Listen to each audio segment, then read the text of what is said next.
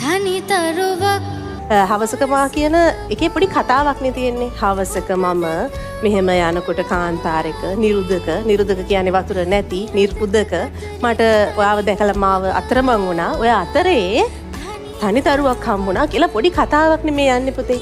හවසක ඔබ දැක මං මුලාවී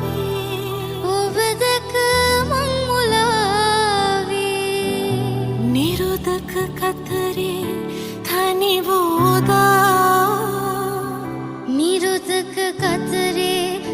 වූදා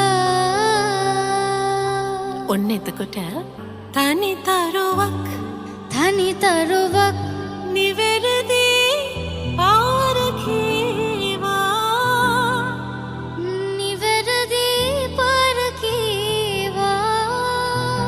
හොඳ වෙලාවට කතරින් එන මඟ මට කීවා